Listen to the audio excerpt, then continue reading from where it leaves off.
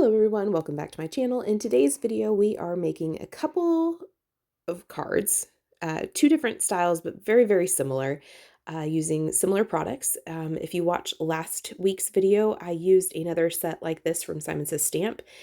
These are their very simple layering die sets that are really forgiving and easy to put together. Great for newbies or those that are trying to get into like layered die cutting. These are very, very forgiving and easy to put together. So I went ahead and did a whole bunch of die cutting off screen, just using some HAMMERMILL cardstock.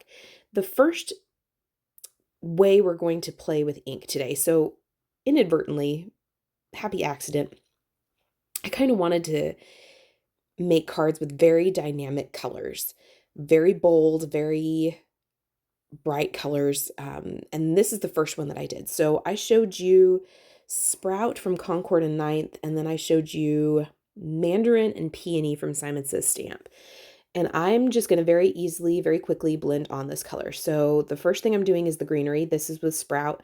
I'm taking some little mini ink blending brushes here and just quickly putting the ink onto these die cuts. You could use a paper pouncer, you could cut these from actual colored cardstock, you could cut them from pattern paper, what have you. But I really wanted to use like white cardstock because I know some people don't have a whole lot of colored cardstock. Colored cardstock does come with a higher price point. So I have invested in my inks, and I chose to just color these that way. However, use whatever color medium or thing you have in your stash. So again, I'm just using some little mini ink blending brushes to apply this ink. For the flower centers, I'm using the Mandarin, going in full strength with that. And then for the actual petals themselves, so there's two petal shapes to each of these flowers and then the flower center. Again, these are super easy to put together. They're very forgiving. I didn't get these lined up perfectly on any of these flowers I put together today, but they are just super forgiving. Just slap on the flower center and cover up any, quote unquote seams that you can find, or where it didn't layer up exactly how it's, supposed to. And I don't even think that I put the top layer on top and the bottom layer on the bottom every time consistently. Again, I don't think it matters. So I have the die cut, in that top left of the screen there, but I didn't even like reference it. It's so forgiving. So what you saw me do was take an orange blending brush and put that Mandarin ink on the ends of the petals, the tips of the petals. Then I'm taking the peony and applying that to not only the flower center, because you do want to put some color on that in case somebody is looking, from the side, or again, you don't get something lined up exactly right. There needs to be a little bit of color there just to make it look like you got yourself all put together. You know what you're doing. And then I am putting a heavy amount of that peony into the middle and kind of blending those two colors together. I'm going to put this on a very dark purple card base, and these colors are going to look really, really nice all together. That orange, that green, that pink, they're going to look very, very nice on top of that purple. Those are some complementary colors to the purple, and they are just going to be very poppin', very vibrant on top of that purple, and that's really what I wanted. So as I saw that these colors were drying back, I did go and apply more ink. Again, I wanted this to be very, very vibrant. The next card that we're going to do, we're actually going to leave these petals white and just apply some color to the flower centers and the stems. But for this, I wanted there to be very bold, vibrant color for all of it. So once I had that done, I am going to put these together. Again, super easy to do so. I do apologize for being a little bit off screen, but all I'm doing is taking just a little bit of glue to just the flower center and then putting the other piece of the petals on, and then I'm going to put the flower centers on. So there's a large flower center and a small flower center, and it's very easy to figure out which one goes with which. And I'm just trying to make sure that they are somewhat aligned. You're not seeing any of that white cardstock peeking out, especially from, the middle of this flower here. So then I have that purple cardstock. This is Amethyst from Colorplan. I get all of my cardstock from Cardstock Warehouse. I feel like I get the most bang for my buck, and it's good quality. I have found that there's Sirio, Lessebo, and there's another one, but it's very smooth, and I have not yet tried, but I will, doing some foiling on top of that just because it is so smooth. I think it would work well, but I haven't gotten to that yet. Eventually, sometime in 2026, I will do that, but I haven't done that yet. But their Colorplan ones are not very smooth. They have a more fibrous texture to them, for lack of better words. But that is what this color is. It's just a very, very dark purple. Again, I apologize. I am like terribly off screen. Sorry about that.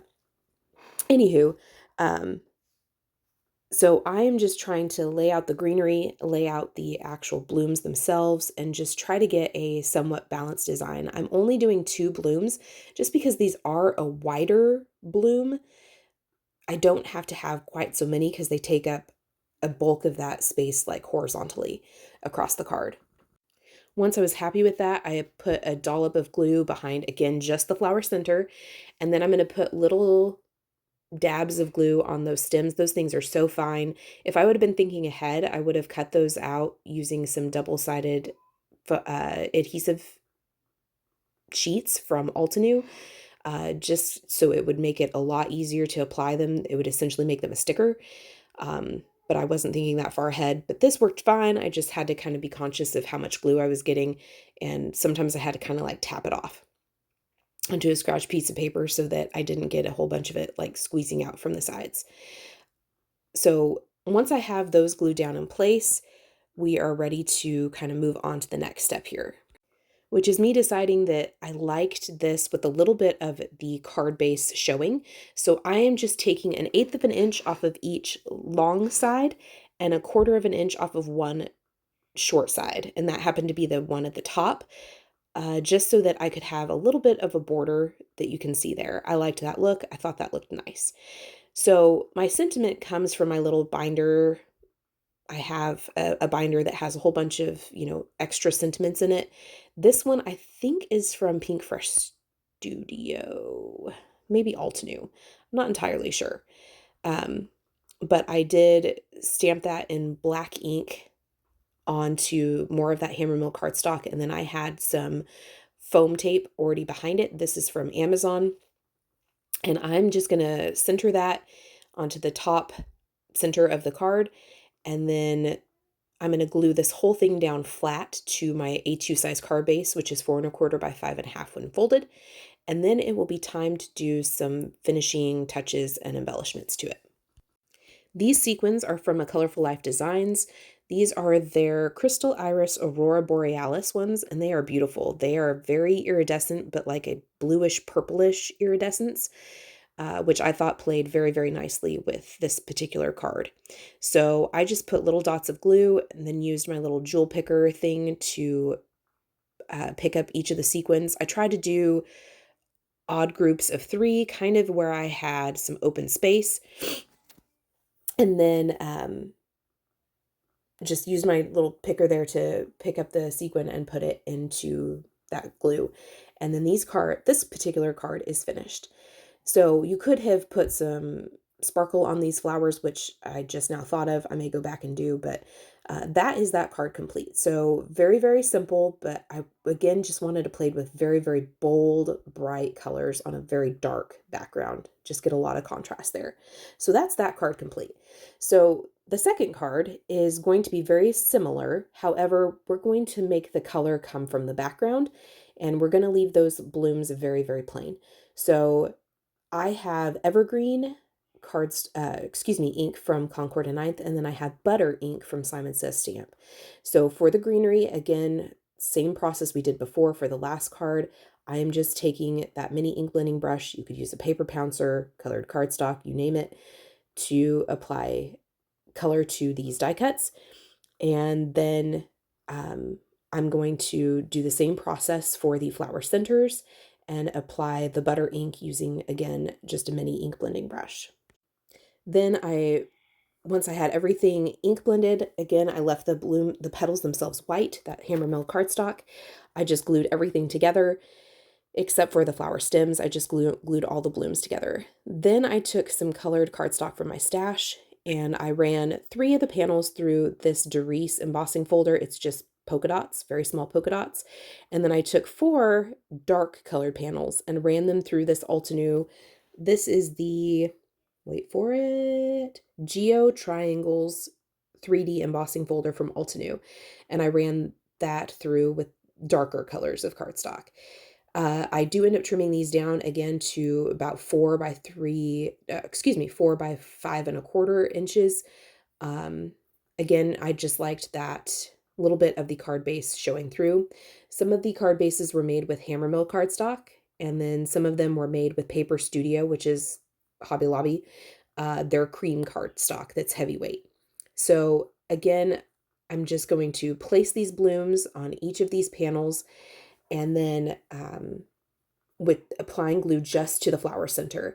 I found that when I applied glue just to the flower center, some of these petals would kind of curl up, and it gave the card some more dimension and interest, and I really liked that. I understand that these are going to go in a box, they're going to go in an envelope, they're probably going to get flattened, but, you know, I just liked that look as I was going along. And really, these don't need to have glue everywhere. Like, the flower center is more than sufficient to make sure everything stays in place. So once I had the flowers where I wanted them to go, I'm going to just glue the stems on. Again, I tried to put glue at the very top and bottom of the stems, and maybe just a little bit inside the kind of where there's, you know, kind of a leaf branching off there. I tried to put some there, but these are so fine, you really don't have to put a whole lot of glue there. And I had a piece of scrap paper there that I could kind of tap off some of that excess glue. Once that was done, I took that same liquid adhesive and glued the card bases down, or excuse me, the card front panels down flat to their coordinating card bases. Again, after I had trimmed down those panels to about 4 by 5 1/4. And then I'm going to glue each of those down flat to a card base. And then we are ready for finishing touches. But before we do that, we are going to put our sentiments on. Again, these came from my little binder of extra sentiments. I decided that these would make some really sweet and very simple, like gratitude, thank you for your kindness kind of cards. I will box these up and put them as a set with some envelopes, and I'm going to just go ahead and glue these sentiments down flat. I think this is from a Pink Fresh Studio set. Some of these are gold heat embossed, some of them are foiled, some of them are stamped with just black ink. Again, whatever you've got will work just fine. I'm using my magnets from my Glassboard Studio board to kind of hold those sentiments in place, because there is so much texture on these cards that I wanted to make sure that these had the best chance to adhere fully. I apologize if you can hear my daughter yelling at my son in the background. They are supposed to be taking a nap. Clearly, that is not happening right now. So anyway, I'm going to just glue all those sentiments down flat, and then we are ready for our, oh, bless it, for our finishing touches, which is going to be some more of those Aurora Borealis sequins from Colorful Life Designs. Again, just putting little dots of glue and plopping a sequin in the middle, trying to vary the size that's on there, and putting them in groups of 3 just so that it's more pleasing to the eye. And then that is all of the cards complete. So I have Sirio, Lampone, Colorplan Amethyst, Claret or Claret, Part Green, Turquoise, and then Lessebo, Seaweed, and Navy Blue. I will list all of the colors of cardstock that I use down below, and any products that I actually know, you know, what they are, I will be sure to list those down below. But I hope you enjoyed this. I hope you felt inspired to give, you know, dynamic colors a try and to play with those to make a very simple design. I hope you felt inspired to maybe give some of these die sets from Simon Says Stamp a try. They are very forgiving and very fun to play with, and you can do lots of things with them. So I hope you enjoyed, and we will see you on the next video. Bye.